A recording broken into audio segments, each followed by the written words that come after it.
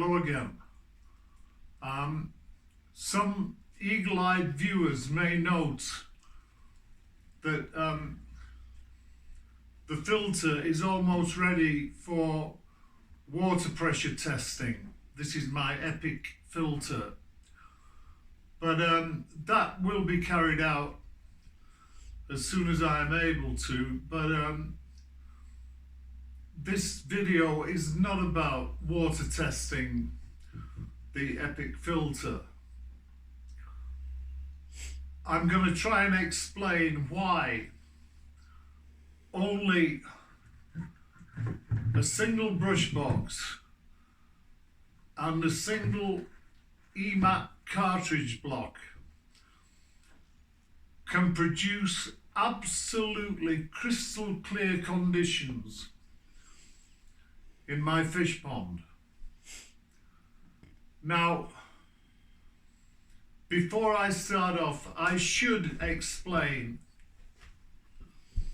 that the vast amount of human beings born will go from cradle to grave without ever hearing the word koi in their lives. Now,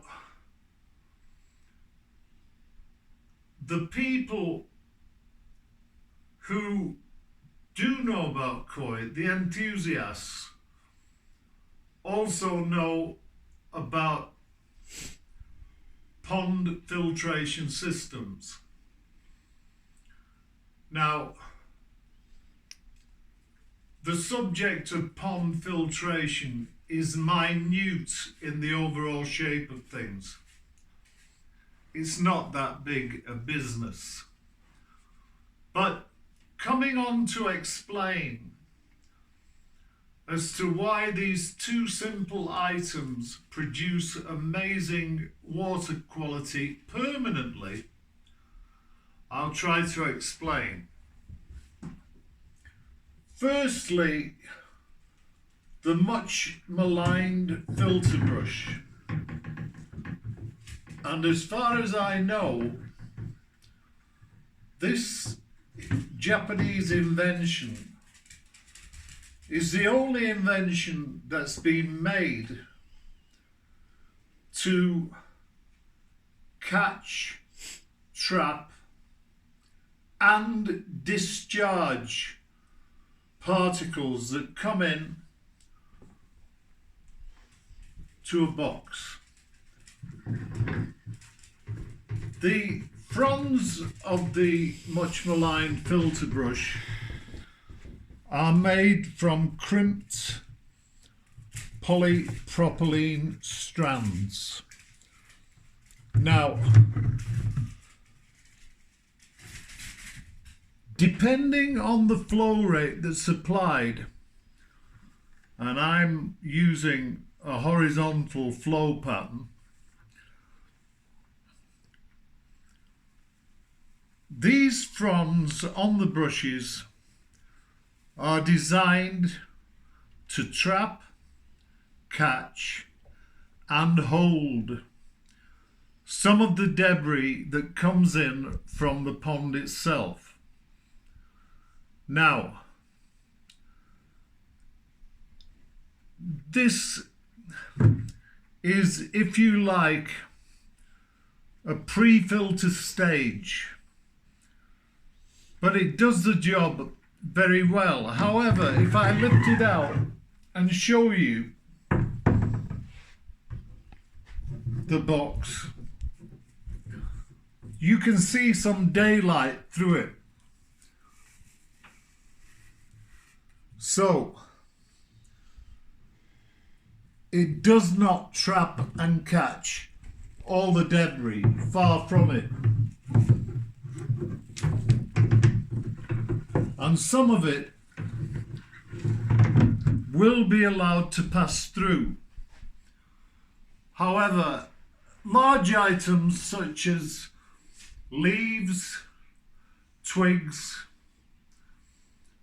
will not get past the brush box. And this is where the give and take aspect comes into being. So, the debris that does manage to, the finer debris that manages to get behind the brush box, now has to face this EMAT cartridge block. And whilst water can pass freely through the sheets, very little debris will be allowed to pass through these sheets and go back into the pond. Having said that, it's all a matter of give and take. Now, the brush box itself and the cartridge block allow pond water to pass freely underneath them by a block that's only about quarter of an inch tall. You can see it here, you can see it there, you can see it here, and you can see it there. So, a very small percentage of the water coming in from the pond here will be allowed to exit and go back to the pond. But this is all part of the give and take. It'd be easy for me to throw in amounts of diatomaceous earth here in front of the brush box, and eventually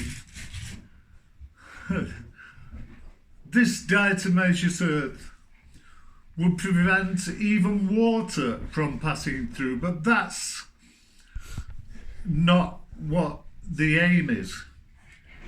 The aim is to allow a minimum of debris to pass through, and I reckon that's about less than 5% in this case. So, instead of just throwing filter brushes into a box and hoping for the best, this is the way to do it. And these two items are the only items I need to keep my pond water permanently crystal clear.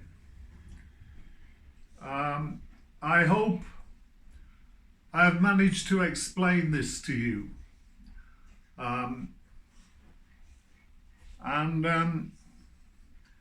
If I haven't, I shall add to the text on my YouTube post. So thank you all for watching.